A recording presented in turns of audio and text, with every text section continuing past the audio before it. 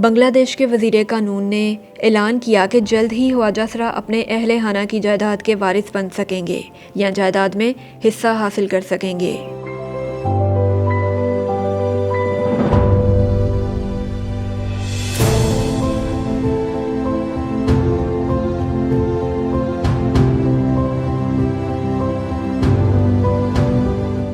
वज़ीर आज़म शेख हसीना ने काबीना के अजलास में बताया था कि ख्वाजा सराओं के लिए वरासत के नए कवानीन तैयार किए जा रहे हैं। वज़ीर कानून ने न्यूज़ एजेंसी AFP को बताया कि हम इस्लामी शरिया कानून और अपने आइन के मुताबिक ऐसी कानून साजी करने की कोशिश कर रहे हैं जिसकी मदद से ख्वाजा सराओं के लिए जायदाद के हकूक़ को यकीनी बनाया जा सकेगा।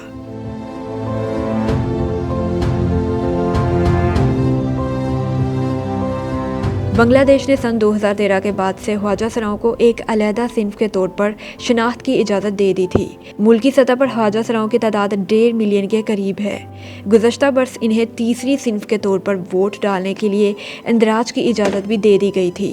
इस माह के आगाज़ में बांग्लादेश में मुस्लिम ख्वाजा सराओं के लिए अव्वलीन इस्लामी मदरसा भी खोल दिया गया। इंसानी हकूक़ के लिए सरगर्म कारकुनों ने इन इक़दामात का खैर मकदम किया है, ताहम इन्हें इस बारे में शुबा है कि आया इस कानून पर अमल दरामद होगा भी या नहीं, क्योंकि बहुत से ख़ानदान अब भी अपनी ख्वाजा सरा औलादों को समाजी दबाव की वजह से कबूल करने से इनकार कर देते हैं। ट्रांसजेंडर राइट्स ग्रुप सदा कालू की सरबराह अनानिया बानीक ने कहा है कि एक कारकुन की हैसियत से इन्हें खुशी है कि इस मसले पर तवज्जो दी जा रही है, लेकिन ये मसला सिर्फ कानून साजी से हल नहीं होगा बल्कि इसके लिए पूरे माशरे में तब्दीली की ज़रूरत है। बानीक ने कहा कि वो 16 साल की उम्र में ख्वाजा सरा बनकर सामने आई थी। उन्होंने मज़ीद कहा कि लोगों ने इनके ख़ानदान पर बहुत दबाव डाला, जिसके नतीजे में इन्हें अपना घर छोड़ना पड़ा।